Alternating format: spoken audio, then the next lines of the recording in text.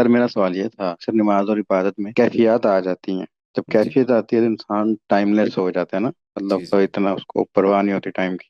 हम्म। But कैफियत और ध्यान में फर्क है। जी जी। बाज औक़ात इंसान कोशिश करने के बावजूद भी नमाज में ध्यान नहीं लगा पाता, इसकी क्या वजह ये ऐन नमाज होती है। हजूर सल्लल्लाहु अलैहि वसल्लम के साथ भी यही क्वेश्चन किया गया था कि हमें वसवसे आते हैं, तो आप ने फरमाया था कि ये ऐन ईमान होता है। तो अगर नमाज में वसवसे आ रहे हैं तो ये आपके ज़िंदा होने की अलामत है। मुकम्मल तरीन यकसुई जो है वो अल्लाह है? ताला की मर्ज़ी से और ख़ास अता से मिलती है। उसको कंट्रोल नहीं किया जा सकता, ग्रैब नहीं किया जा सकता, पैदा नहीं किया जा सकता मसनूई तौर पे कोशिश करके। ये सकीनत में होती है, यकसुइयों में होती है। कभी कभार जब अल्लाह देना चाहता है, कभी कभार कोई गम ऐसा आ जाता है कि बहुत ज़्यादा यकसुई नसीब हो जाती है। कभी कभार कोई कैफियत ऐसी हम पे तारी होती है जो हमारे थॉट प्रोसेस को सीज कर दिया करती है। तो अल्लाह की अता पे ही रखनी चाहिए बात। इसको अगर हासिल करने की कोशिश करेंगे ना तो डिप्रेशन आ जाएगा, फिर इसको चेज करने लग जाएंगे। ये नेचुरल है। जी। जो भी नमाज में होता है कोशिश करते रहना चाहिए। कोशिश करने में हर्ज कोई नहीं है, लेकिन उस कैफियत की कोशिश नहीं करनी होती। बस हजूरी की कोशिश करनी होती है कि प्रेजेंस रहे, जो अकली तौर पे हमें, जैसे अल्लाह आपसे ने फरमाया कि ऐसा महसूस करो कि तुम अल्लाह को देख रहे हो या अल्लाह तुम्हें देख रहा है। तो इसकी आप कोशिश नमाज में करते रहा करें। अगर आपको कोई नसीब हो जाए तो और क्या चाहिए, लेकिन अगर नहीं होता तो आप तो कोशिश कर सकते हैं। आपने कोशिश कर ली, आपकी कबूल ही कबूल है इंशाल्लाह। बाज औक़ात ऐसा होता है कि इंसान, जैसे अभी आपने थोड़ी देर पहले बयान किया था कि तस्बीह कर रहे होते हैं तो हम तवज्जो में होते हैं, जैसे ही थोड़ी स्पेस मिलती है, आपने कहा था कि गाड़ी का काम करवा रहे हैं कोई और काम, तो शैतान को वक्त मिल जाता है। जी जी। तो ऐसे ही मतलब मेरा एक सवाल था कि बाज़ औक़ात ऐसा होता है कि जिस तरह लम्हा भर की स्पेस मिलती है नफ्स को, हम्म नफ्स है, शैतान है, हमारा करीन है, हम्म मतलब हम्म मुकाबला बरस सकता है, वक्त कम है।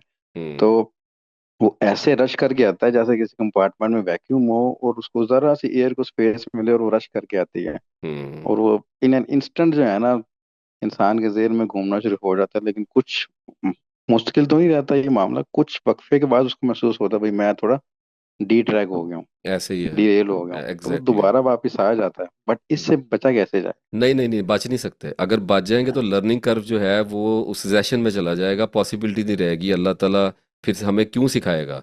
अगर हम गलती नहीं करेंगे तो अल्लाह ताला हमें सिखाएगा क्यों? मेरी बात को समझिए। अगर हम पाकीज़गी की जी। इंतहाओं पे चले गए, कामलियत पे चले गए, तो हमारी तो पैदाइश का मकसद ही ख़त्म हो गया। फिर तो हमें मर जाना चाहिए ना। इस काम के लिए तो फरिश्ते पैदा हुए। अल्लाह चाहता है कि हमारे दर्जे बढ़ाए। अल्लाह चाहता है हमें पाक करे, हमें जन्नत में इटर्निटी दे, हमें अपने साथ रखे। आगे कोई लेना होगा ना हमसे काम अल्लाह ने बाद में भी। तो बात यह है जी कि सर। जितने आपको फेलियर्स आते हैं, ये तो बड़ी खुशनसीबी की बात होती है कि फेलियर का एहसास हो गया है। ये तो बड़ी आमतौर पे तो लोग रीजनिंग करते हैं ना, लोगों को लोग कहते हैं जी इस वजह से हो रहा है, उस वजह से हो रहा है। एक आदमी कहता है ला इलाहा इल्ला अंता सुब्हानका इन्नी कुन्तु मिनज़ ज़ालिमीन, या अल्लाह मैं ही कर रहा हूँ, मेरे से ही हो रहा है, अंदर से ही हो रहा है, मेरे मैं ही जिम्मेदार हूँ, मैं ही जालिम हूँ। तो अल्लाह कहता है ठीक है। तो उस फेलुअर से अल्लाह ताला आपको कुछ वक्त के बाद दिखाएगा कि आज आप जिस चीज़ को अपना फेलुअर समझ रहे थे, वो कल आपकी सक्सेस में अल्लाह उसको ढालेगा। शर में से खैर को निकालता है, अगर आपकी नीयत ठीक है। और नीयत ठीक क्या करना होती है? कुछ भी नहीं, कि बस अल्लाह की तरफ सीधे होना है, थोड़ा सा बेहतर होने की कोशिश करनी है, बुरे बंदे नहीं बनना। टेंडेंसी को जो इधर को जा रही होती है ना, आमतौर पे हम अपने आप से ना डिस्कस किए बगैर चल रहे होते हैं, एक्सीडेंटल बीइंग्स की तरह चल रहे होते हैं कि बस मकान ले लेना, गाड़ी ले लेनी, शादी कर लेनी है, बच्चे बड़े कर लेने। हम अपने आप से ना डिस्कस नहीं करते। ये जो अल्लाह की दोस्ती है ना, इसमें हमें अपने आप के साथ बैठना पड़ जाता है, हमें ना राजो न्याज करने पड़ जाते हैं। समझ रहे हैं मेरी बात को आप? जी सर। हमें अल्लाह को कहना पड़ जाता है या अल्लाह, वो जो दुआओं शुआओं वाली बात तो जरा और तरफ रह गई है, हमें तो अब तुम्हारी दोस्ती चाहिए तेरी। तू किसी तरीके से ना हमें अपने नज़दीक कर ले, हमारे दर्जे ऊपर चढ़ा दे, हमारे साथ ना किसी कोई ताल्लुक थोड़ा सा हमें दे दे अपना। अब ये जो एहसास है, ये आपकी नीयत है, वह इतनी करनी होती है। ये बार बार टूटेगी, इसको फिर उस्तवार करना होता है, इसको लेके चलना होता है। जिस बंदे की ये नीयत है ना, वो 20 साल गुम गुम हुआ रहे, भटकता रहे, खराब होता रहे, शैतान उसको यकीन दिलाता रहेगा कि कभी भी होने वाला नहीं है, तुम्हारी ये तो क्वालिफिकेशन ही नहीं है, तुम्हारी अपने आप को देखो क्या तुम्हारी ये औकात है, कि अल्लाह वो उसको हर तरह से मायूस करेगा। लेकिन वो देखेगा, अगर वो एनालाइज कर रहा है, तो वो हर एनालिटिक का मैंने एक तरीका बताया था। अपने आप को 4 4 महीने बाद स्टडी कर लिया करें, साल में 3 बार बस। और अब जो दरमियान के 4 महीने होते हैं ना, उसके लिए पंजाबी में एक वर्ड होता है अन्ने वाह, वो चला करें, मस्तों की तरह चला करें। और जब शैतान है उसे के बैठते हैं, 4 महीने के बाद बैठेंगे, देखेंगे जल्दी कौन सी है, अभी तो नमाजें पढ़ रहे हैं, तस्बीह कर रहे हैं, वहम आ रहे हैं, कैफियत नहीं आ रही, पता है, आई अंडरस्टैंड। लेकिन देखते हैं ना 4 महीने बाद जरा क्वार्टर मीटिंग, जो कौन सी मीटिंग होती है, वो उसमें बैठेंगे ना 4 महीने के बाद, उसमें ये होता है कि जब आप 4 महीने बाद बैठेंगे ना, तो आपको थोड़ा सा फर्क नजर आएगा। वो फर्क पता कितना होगा? इलूसिव सा होगा, इल्यूजन में होगा, आपको ऐसे लगेगा फर्क है भी है और नहीं भी है, यानी आपके ऊपर छोड़ा होगा। आप चाहें तो फर्क साबित कर लें, और अगर मायूस होना चाहें तो यूं समझें कि मेरी अपनी गड़ी हुई चीज़ है, ऐसे नहीं है वैसे नहीं है कुछ नहीं। फिर 8 महीने बाद देखना होता है, तो फर्क थोड़ा सा गहरा हो जाता है, इंटेंस हो जाता है, डेंसिटी आ जाती है उसमें। अच्छा, उसके बाद जब साल बाद जाके देखते हैं ना, फिर समझ में आती है। साल साल के पेंडो करके देखोगे ना, बहुत समझ में आएगा, सारा समझ में आएगा।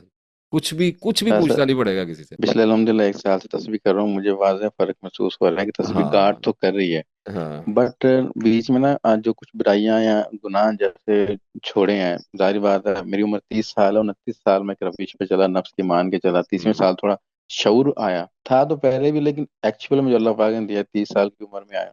तो 29 साल की जो एक मेरा ही मानना है कि आदत जब बिल्ड होती है जितने अरसे में, उससे ज्यादा अरसा उसको गिव अप करने में नहीं, लगता है। ये हमारा सोचना काम ही नहीं है। जिसने अल्लाह ठीक। के साथ दोस्ती कर ली ना, वो जी। अब 30 साल करके आया बंदा गुनाह। अब मेरी बात करो, मैंने 30 साल बेड़े गर्क कराए अपने, ठीक है, जुल्म किया अपने आप पे ना, असराफ कर लिया जान पे। और मैंने अल्लाह को कहा, या अल्लाह आज से मैं तौबा करता हूँ, मैं तेरी दोस्ती में आना चाहता हूँ। तो मैं तो अनपढ़ जाहल हूँ ना, मैंने तो अभी शुरू भी नहीं किया। जी। और अगले लम्हे मेरी मौत होगी। अब मुझे बताओ, मैं कामयाब हो गया या नाकाम हो गया? कामयाब सर। ये अल्लाह की सर दोस्ती है। रिक्वेस्ट ये, हाँ, ये इससे रिलेटेड मेरा सवाल था एक, वो हम्म। बात इंटरप्ट होगी। सवाल ये था कि कुछ बुराइयां छोड़ के आते हैं और फिर दोबारा बीच में एक ऐसा मामला आता है कि बड़ी शिद्दत से वो अरे इंसान वापस चला पुराना जाता है। पुराना फ्रेंड आएगा ना मिलने के लिए, ओल्ड जी फ्रेंड सर, विल जी कम जी, टू विजिट हाँ यू ना माय आएगा। डियर, वो हाँ। इतनी जल्दी तो नहीं हाँ छोड़ता। जी। ठीक है। हाँ वो आएगा। हाँ, वो और फिर आएगा। उसके बाद नदामत की इतनी शिद्दत से एहसास होता है, खुद के साथ थोड़ी नफरत हो जाती है, कुड़ना, फिर बाद में नॉर्मलाइज हो जाता है मामला, दोबारा हाँ, बंदा तो पलट बस जाता है। ठीक है, ये अच्छा सिम्टम है, ये अच्छा सिम्टम है। You are going sir very good. आखिरी, उसके लिए हाँ वो जी। अल तौबा की मेरी वीडियो देख लेना पुराने चैनल पे। मेरे पिछले साल बेटे की डेथ हुई है, छोटे की। इन्ना लिल्लाह। 4-5 महीने का था, शाम के टाइम उसकी डेथ हुई थी। साल हो गया है, अभी तक यही है कि ना, मैं जब भी उसके शाम होती है ना, तो मेरा दिल बहुत घबराना शुरू हो जाता है। अभी तक वो सारे मुझे कहते हैं कि तुम ये नाशुक्री कर रही हो, बहुत नाशुक्री है ये तुम जो है। अगर उस बार बार अगर उसी का, मैं कहती हूँ नहीं नहीं, मैं अगर जिक्र नहीं या नहीं कर रही, लेकिन मैं उसे भूलूं कैसे? कहते हैं कि यही हल है हमारे पास, जब तुम उसे भूल जाओगी तुम ठीक हो जाओगी। तुम्हें उसे भुलाना है, लेकिन नहीं होता मेरे से, मैं उसे भूल नहीं देखो पाती। इकरा, बात सुनो, सबसे पहले तो मुझे बड़ा अफसोस है, आपको सदमा बर्दाश्त करना पड़ा है, अल्लाह ताला आपको सब्र अता फरमाए। और दूसरी बात ये है कि कोई माँ की मुझे नहीं समझ आती कि लोग लोग किसी माँ को ऐसा मशवरा कैसे दे सकते हैं कि अपनी औलाद को छू भूल जाओ। उसको कौन भूलता है? माँ को औलाद भूल नहीं सकती और भूलनी चाहिए भी नहीं, वरना मैं उसको माँ ही नहीं समझता। और 4 महीने आपके पास रहे, 4 साल रहे, 40 साल रहे, it doesn't matter at all, आप उसकी माँ हैं और आपकी उससे मुलाकात भी होनी है। तो अपने बच्चे को याद किया करें, उसमें कोई हर्ज वाली बात नहीं है। आपने उसको पाला पोसा, उसको 9 महीने अपने पेट में रखा है, 4 महीने वो बाहरी दुनिया में आपके साथ जिया। बहुत सारे ऐसे लम्हे उसके साथ आपके साथ गुजरे होंगे जो लोगों को नहीं पता। ये जो बच्चे होते हैं ना, इन्फेंट्स और टॉडलर्स, इनकी माओं के साथ इनके बड़े ऐसे टाइम गुजरते हैं जो मर्दों के वहमो गुमान में भी नहीं होते। माँ का बॉन्ड जो होता है किसी वजह से इतना तेज होता है, इतना स्ट्रांग होता है। तो वो आपको आ रहा है, अल्लाह ताला आपको सब्र देगा। जब सब्र भी दे देगा बच्चा, तो आपको फिर भी याद आएगा। बच्चा तो नहीं भूलना, आपको ना ही भूलना चाहिए। तो इसलिए इससे भागने की जरूरत नहीं है। गम से भाग नहीं सकते, गम को पालना भी नहीं होता। वो आपने पाला नहीं हुआ, मुझे पता है। You just need some more time my dear. तस्वीर वगैरह अपनी करती रहिए, और बच्चा याद आता है, आने ने शाम को दिल डूबेगा, डूब लेने तो कोई बात नहीं। अल्लाह ताला ने सब्र उतारना होता है ना दिलों में। तो माँ का सब्र है, अब किसी वजह से ही आएगा, माँ से उसका बेटा गया है, तो थोड़ा टाइम तो लगता है। और दूसरा, अल्लाह आपको इसकी जज़ा भी देगा, आपको अजर भी इसका बहुत देगा, और आपको इसका बेहतर नेमुल बदल हाल हाल में देगा। और ये बच्चा भी आपको आखिरत में अल्लाह वापस करेगा, और इसको आपकी बख्शिश का जरिया भी बनाएगा। तो इस हवाले से फिर भी जख्म आपने खाया, आपने सब्र किया, इस पे चलते रहिए। अस्सलाम तो इसमें जो है वो आप इन्ना लिल्लाहि व इन्ना इलैहि राजिऊन की तस्बीह किया करो, और नमाज से मदद लिया करो, कुरान से मदद लिया करो। रोना वगैरह जब आए ना, जब आपके दिल में उदासी आए, बहुत कुछ आए, दो तरीके हैं। एक तो कुरान पढ़ते हुए रोया करो, अल्लाह ताला जी ज़रबे लगा देता है बंदे को, कुशाइश दे देता है, समझ उसकी खोल देता है। और बेवजह रोया करो, कोई बात नहीं, उदासी आई, कुरान खोल के बैठ जाओ। वो उदासी की जो सिमत है ना, बेसिमत जो उदासी है, खलाओं में घूमने वाली उदासी, वो और आँख पे बहने लग जाती है, वो उस मुतसिल हो जाती है उसके साथ। आयात के साथ, अल्फाज के साथ, जो मुकद्दस अल्फाज, उसको जोड़ लिया करो, प्लग कर दिया करो उसको। और वो बार बार, मैं कहता हूँ ना, रूमी ने कहा था, make your pain your fuel, ईंधन बनाओ। ये जो अजियत है, इसको खाली नहीं भोगते होते, इसको यूज करो। इस दुनिया में आए हो ना, हर चीज का इस्तेमाल करो। और मैं तो लोगों को कहता हूँ कि शैतान से बच तो नहीं सकते मुस्तकिल हम, लेकिन ऐसी कामयाबी तो होनी चाहिए, ऐसा हैरत कदा होना चाहिए कि वो भी हमें हराएगा, कोई बात नहीं, हम उसके हाथों मार तो चोट तो खाएंगे, लेकिन हम शैतान को यूज करें तो कैसा मजा है। जी पता तो सर। चले ना कि अकल वालों के हाथ में चढ़ा था, ठीक है। और अगर आखिरत में खड़े होकर जरा उसके मुंह पे थूके तो मजा तो आए कि अगर दो चार हमें मार के गया, दो चार हमने भी लगाई हैं। तो मैं ये कहता हूँ कि जब उदासी आती है तो फौरन कुरान पकड़ो, कोई भी कुरान की एक आयत, मतलब एक नुक्कर से शुरू कर दो, उसको पढ़ो, और उसके बाद नमाज में खड़े हो जाया करो और तस्बीह करते रहो, and let it pass, let it go. इसको अपने अंदर से गुजरने दो, जर्रा जर्रा, आहिस्ता आहिस्ता, धीरे धीरे करके। यू लीव दिस कॉन्सेप्ट कि ये कब जाएगी याद, ये अल्लाह ने भेजी हुई है, आपके बच्चे की याद है, ये किसी पराये की याद नहीं है। ये एक ऐसे बच्चे की याद है जो अल्लाह ने आपसे ले लिया हुआ है। ये कोई बेमुज़ायका, ये कोई ऐसी याद नहीं है जिससे जान छुड़ाने की इंसान फिक्र करे, लेकिन इस याद को यूज करो, इसे अपनी रूहानी तरक्की में अल्लाह के कुर्ब के लिए इस्तेमाल करो। ये आपका ईंधन है, इसको खाली ना जलाई जाओ ऐसे गैस वाला चूल्हा या एक अलाव भड़क रहा है, कुछ पका जी लो, कुछ उसको, और कुछ नहीं कर सकते, उस पे आग ताप ही लो, सेक लो उसको, कुछ तो करो ना, फायदा तो हो उसका। आग तो जल रही, लेकिन यूटिलाइज करो उसको। जब ये बात समझ आ जाएगी तो सारी कहानी समझ में आ जाती है बंदे को, अपने काम इस्तेमाल करने आ जाते हैं। अपने गमों को इस्तेमाल करो, सारा काम शाम भूल जाता है, डिप्रेशन खत्म हो जाता है। आदमी को पता लग जाता है, मुझे हिचकी आई है, अपने बेटे की याद में आई है, ये मैं खड़ी हूँ नमाज में, रो, किसने मना किया है, बरकतें डाल देगा अल्लाह ताला। फिर सबर अल्लाह देता है, पता भी नहीं चलता। और फिर तो बंदे ऐसे हो जाते हैं, कहते हैं कोई ना कोई काम तो जिंदगी में रहना ही चाहिए। अभी कुछ कॉल्स भी आई, लास्ट सेशन में भी कॉल्स आई थी कि ये हम्म। थोड़ा शादी का जो लेट मामला चल रहा है 30 साल के बाद, तो ये एक तो नॉर्म है सर, 30 साल के बाद जो शादी है। हम्म। लेकिन आपकी बात सुन के लगा कि बहुत लेट हो गया। तो basically I just wanted to know how to make up for all those missed years, hmm. How to keep that vitality, if you can understand this. Hmm. तो कैसे उसको सर फिर मेंटेन करें, क्योंकि एक फीलिंग, एक खौफ तो पड़ गया ना सर, अब लेट हो गया। हम्म। तो उसको कैसे, फिर कोई नुस्खा बताएं, कोई फार्मूला बताएं, कोई तस्वीर, कोई जिक्र, कुछ बताएं सर। देखें, वो सबसे पहली बात ये कि ये जो सोसाइटी है ना, ये एक सिख सोसाइटी है जिसमें हम रह रहे हैं, और इस सोसाइटी में ना हम अपने आप को फिट करने की कोशिशें करते करते सिख हो जाते हैं। ये जो नॉर्म होते हैं ना सोसाइटी के, ये बदलते रहते हैं, कभी कुछ हो जाता है, कभी कुछ हो जाता है, तो इसमें अपनी अकल पे भरोसा करना पड़ता है। और अकल ये कहती है कि आफ्टर 16 to 18 ईयर्स, अगर आप शादी नहीं करते, अगर आपको मेट नहीं मिलता, तो you are killing yourself. और ये ह्यूमन नेचर नहीं है इस तरह से तन्हाई काटना और ये सारे मामलात करना। ये आजमाइश है, इसमें जाना ही पड़ता है, और ये इंसान की बेहतरी के लिए रखी हुई है चीज़। अब इस मामले में, अब ज़ाहिर है, आप कह रहे हैं सोसाइटी का नॉर्म है, obviously I am living in this society, और मुझे पता है कि आजकल 28-30 इज़ वेरी नॉर्मल। और ख़ुद मेरी अपनी शादी जो है वो 29 की एज में हुई थी, और मुझे पता है कि इसके साइड इफ़ेक्ट्स क्या होते हैं। आप बूढ़े हो रहे होते हैं और आपके बच्चे आपकी उंगली पकड़ के चल रहे होते हैं, दिस इज़ डिस्गस्टिंग। और मेरे कुछ ऐसे एक दो दोस्त हैं जानने वाले, जिनकी शादियां, बल्कि मुझे अभी तक याद है, मेरे एक दोस्त हैं जो बच्चों की शादियां करके फारग भी हो गए हैं और ज़िंदगी को एंजॉय कर रहे हैं, और हम अभी तक बच्चों के स्कूलों में जाके फीसें जमा करवा रहे हैं, छोटे छोटे बच्चों की। तो ये मिजरेबल जो लाइफस्टाइल होता है ना, ये कोई अच्छा लाइफस्टाइल नहीं होता है। लोगों को आमतौर पे, हमें लालच ने घेर लिया है, माँ बाप का भी ब्रॉटअप ऐसा ही है, सोसाइटी को फियर ड्राइव कर रहा है, और दौर भी दबाव का है। तो लोग ये कहते हैं कि पहले बच्चे सेट हो जाएं फिर शादी करेंगे। थोड़ा बहुत तो देखना पड़ता है, चलो 18 पे नहीं हो सकती तो 22-23, 20-22, 22-23, 24, देन फिर 25, नो मोर देन दैट। इससे आगे तो इंसान पे जुल्म करने वाली बात ही है। और दूसरा सबसे बड़ा भयानक नुकसान ये होता है कि इंसान अकेले रहने का आदी हो जाता है। और फिर एक नुकसान और ये ज़्यादा इससे बड़ा ये भी होता है कि जब आपकी मेच्योर एज में शादी होती है, तो आपके अंदर जो जवानी का रंग होता है ना, जो खेल कूद और एक आपने लाइफ को एंजॉय करना होता है, उस पर फिक्र गालिब आ जाया करती है। 30 साल का मर्द होता है अच्छा खासा, अब तो मेच्योरिटी आ जाती है, 30 साल के बड़े ठीक ठाक बंदे होते हैं, लोग जल्दी जल्दी मर रहे हैं। अब आज का आपको पता है, एजिंग फैक्टर तो बहुत ज़्यादा साइंस आगे ले गई है, लेकिन डिप्रेशन भी तो उतना ही बढ़ गया ना। तो ये तो ऐसे ही है जैसे किसी आदमी की 40 साल में अगर शादी कर दें तो उसने क्या करना है। दूसरी तीसरी शादी की बात और होती है, पहली शादी मोस्ट इंपॉर्टेंट है, जितनी जल्दी हो जाए उतना बेहतर है, इसके लिए कोशिश करनी चाहिए।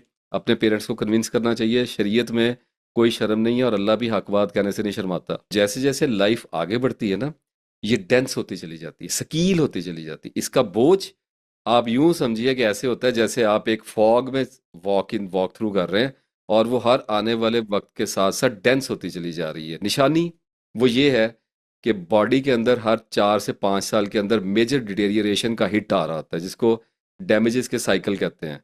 मतलब आपको 30 के बाद ये फील होने शुरू हो जाते हैं आफ्टर एवरी 5 और 2 और 3, और किसी में कुछ होता है किसी में कुछ होता है, बट ओवरऑल अगर हम एक रेशो निकालें तो after 5 years you are bound to face and fear a major decline inside of your body and outside of your body, inside of your resources, आपके vitamins, आपकी स्किन, बहुत सारी चीज़ें आ रही होती हैं।